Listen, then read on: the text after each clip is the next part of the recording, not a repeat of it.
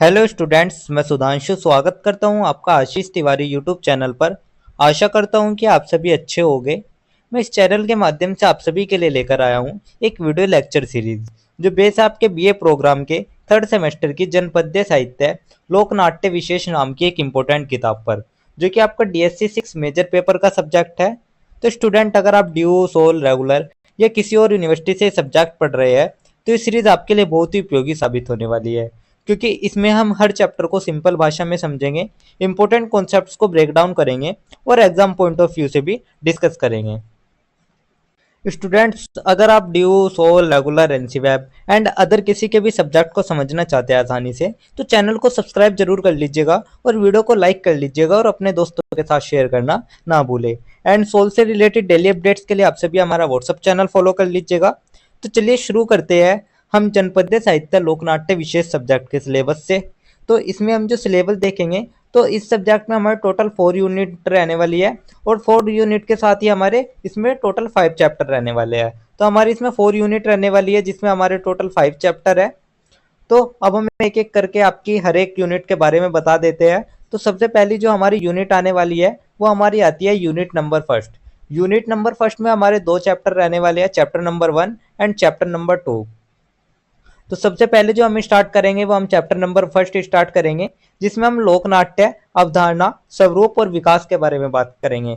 जो लोकनाट्य होते हैं, जो भी जैसे कोई भी क्षेत्र हो गया, उसका जो भी प्रसिद्ध नाट्य होता है, जो भी नृत्य होता है, जो भी नाटक होता है, उसको ही हम लोकनाट्य कहते हैं। तो उसकी अवधारणा क्या है, उसका स्वरूप क्या है और उसका विकास किस तरीके से हुआ, उस सभी के बारे में हम हमारे चैप्टर नंबर फर्स्ट में डिस्कस करेंगे।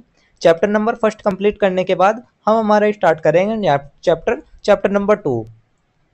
चैप्टर नंबर 2 में हम लोकनाट्य के विविध रूपों का सामान्य परिचय, रामलीला, रासलीला, माच, नौटंकी।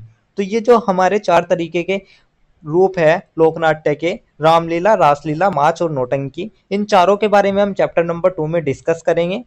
तो चैप्टर नंबर 2 कंप्लीट करने के साथ ही हमारी यूनिट नंबर फर्स्ट कंप्लीट हो जाएगी और यूनिट नंबर फर्स्ट कंप्लीट करने के बाद जो हम नेक्स्ट यूनिट स्टार्ट करेंगे वो हमारी रहने वाली है unit number second. Unit number second में हम क्या देखेंगे, यूनिट नंबर सेकंड में हमारा एक ही चैप्टर रहेगा, चैप्टर नंबर 3, जिसमें हम बात करेंगे हमारे सांग के बारे में, जो कि एक सत्यवान सावित्री सांग पंडित लक्ष्मीचंद्र। तो जो हमारे पंडित लक्ष्मीचंद्र जी रहे हैं, उन्होंने एक सॉन्ग लिखा है सत्यवान सावित्री, उसकी रचना उन्होंने की थी, उसके बारे में ही हम चैप्टर नंबर 3 में डिस्कस करेंगे। तो चैप्टर नंबर 3 कंप्लीट करने के साथ ही हमारी यूनिट नंबर सेकंड भी कंप्लीट हो जाएगी। यूनिट नंबर सेकंड कंप्लीट करने के बाद जो हमारा नेक्स्ट यूनिट रहने वाली है वो हमारी यूनिट नंबर थर्ड रहने वाली है। तो यूनिट नंबर थर्ड में भी हमारा एक ही चैप्टर रहने वाला है, चैप्टर नंबर 4, जिसमें हम विदेशिया भिखारी ठाकुर के बारे में डिस्कस करेंगे। तो जो हमारे भिखारी ठाकुर जी है, उन्होंने विदेशिया नामक एक रचना लिखी है, उसके बारे में हम चैप्टर नंबर 4 में डिस्कस करेंगे। तो चैप्टर नंबर 4 कंप्लीट करने के साथ ही हमारी यूनिट नंबर थर्ड कंप्लीट हो जाएगी और यूनिट नंबर थर्ड कंप्लीट करने के बाद जो हमारे नेक्स्ट यूनिट आती है वो हमारी यूनिट नंबर 4 आती है।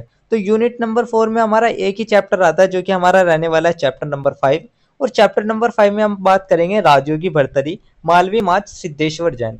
तो जो सिद्धेश्वर जैन जी है, उन्होंने एक मालवी माच की रचना करी है, उसका नाम है राजयोगी भर्तरी। तो उसी के बारे में हम चैप्टर नंबर 5 में डिस्कस करेंगे। तो चैप्टर नंबर 5 कंप्लीट करने के साथ ही हमारी यूनिट नंबर 4 भी कंप्लीट हो जाएगी और साथ ही जनपद्य साहित्य लोकनाट्य विशेष सब्जेक्ट का सिलेबस भी कंप्लीट हो जाएगा, क्योंकि इसमें हमारे टोटल 4 ही यूनिट है और 5 ही चैप्टर है, जो कि मैंने आपको एक एक करके बता दिया है। तो चलिए अब हम एक एक यूनिट को, एक एक चैप्टर को एक्सप्लेन कर लेते हैं।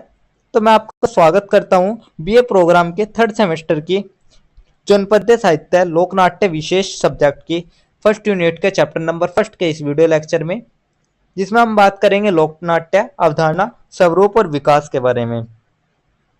तो स्टूडेंट सोचिए, अगर नाटक केवल मनोरंजन ही न होकर हमारी संस्कृति, हमारी परंपरा और हमारे समाज के आत्मा होता तो उसे क्या कहते हैं?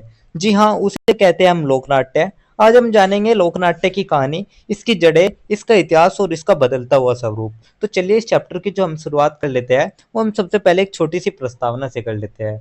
तो सबसे पहले हम एक छोटी सी प्रस्तावना देख लेते हैं। प्रस्तावना में हम देखेंगे लोकनाट्य भारतीय संस्कृति की आत्मा है। यह गांवों और कस्बों की जनता के जीवन, संस्कृति, आस्था और मनोरंजन से जुड़ा हुआ है। तो स्टूडेंट, लोक नाट्य केवल नाटक ही नहीं है, बल्कि वो भारतीय संस्कृति की एक धड़कन है।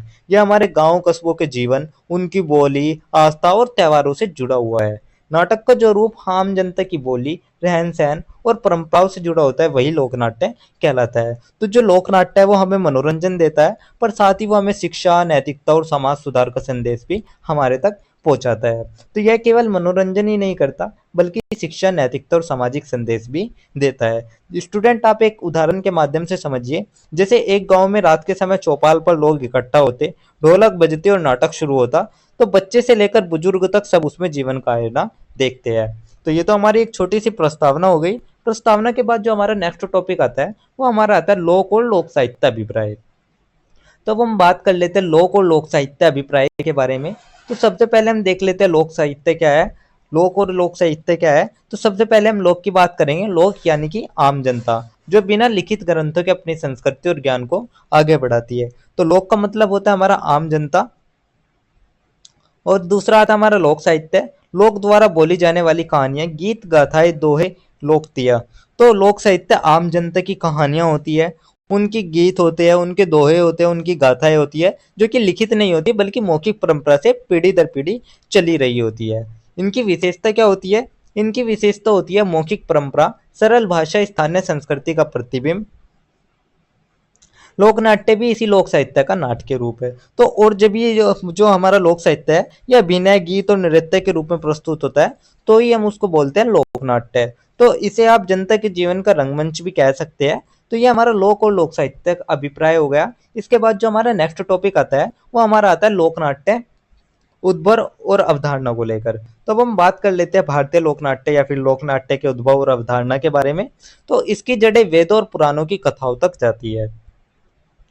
जब कथाएं, भजन, गीत और नृत्य लोक में अभिनय के रूप में प्रस्तुत होने लगे तो लोक नाट्य का जन्म हुआ।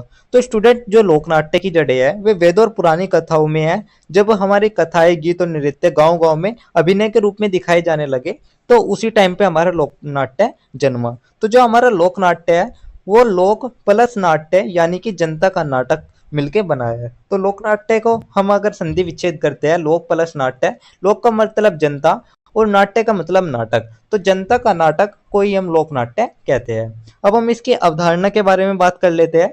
तो या फिर इसकी कुछ जो खास बातें हैं उनके बारे में हम आपको बता देते हैं। तो आम बोलचाल की भाषा, इसमें बोलचाल की भाषा होती है। लोकगीत और लोक नृत्य का समावेश इसमें होता है। साथ ही हास्य और व्यंग का तड़का भी इसमें लगाया जाता है और धार्मिक और सामाजिक विषय, धार्मिक और सामाजिक मुद्दे भी इसमें दिखाए जाते हैं। तो यही था हमारा लोक नाट्य उत्पत्ति और अवधारणा। इसके बाद जो हमारा नेक्स्ट टॉपिक आता है वो हमारा आता है लोक नाट्य का इतिहास। तो अब हम बात कर लेते हैं लोक नाट्य के इतिहास के बारे में।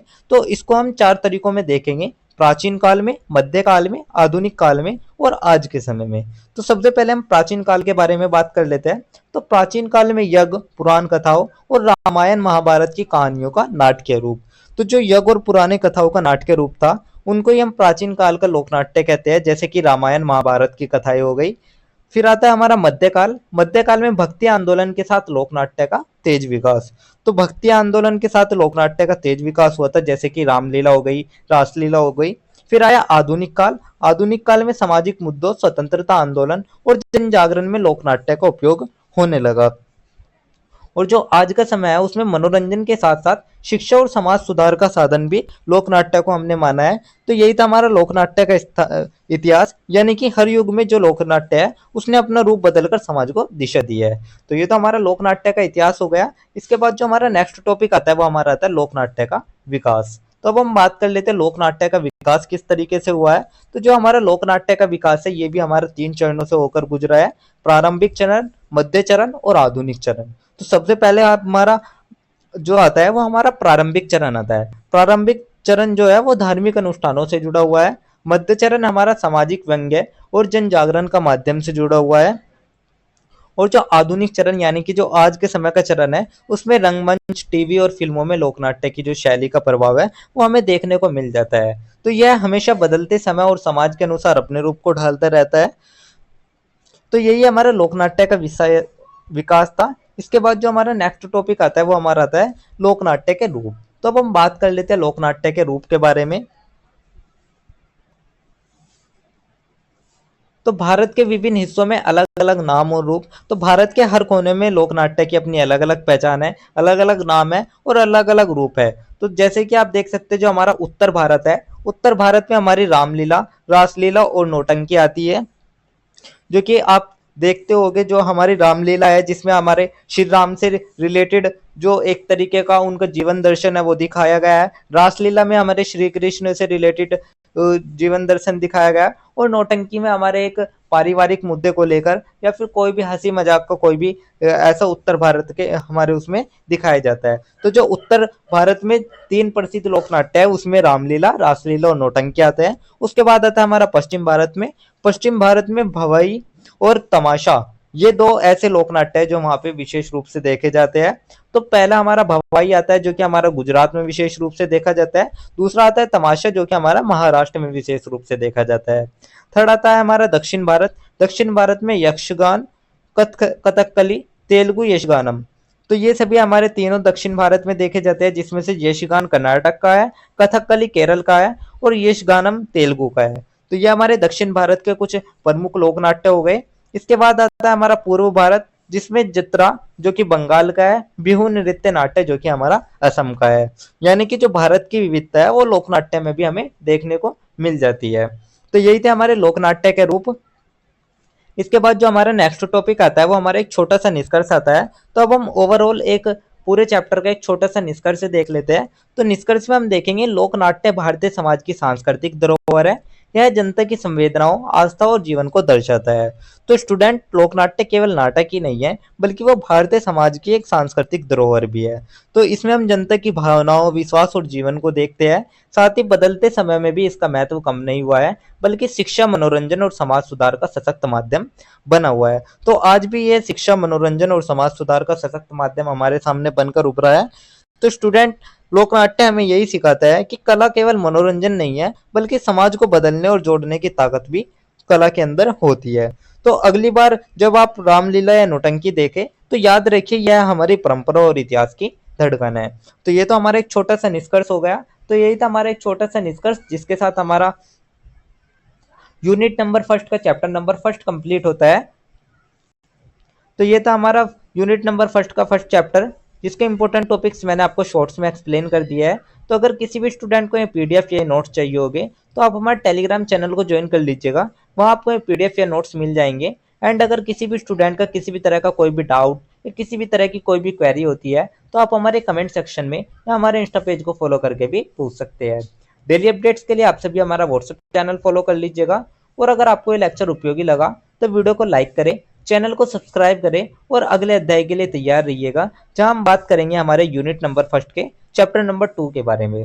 तो आप सभी का बहुत बहुत धन्यवाद। आपका दिन शुभ रहे।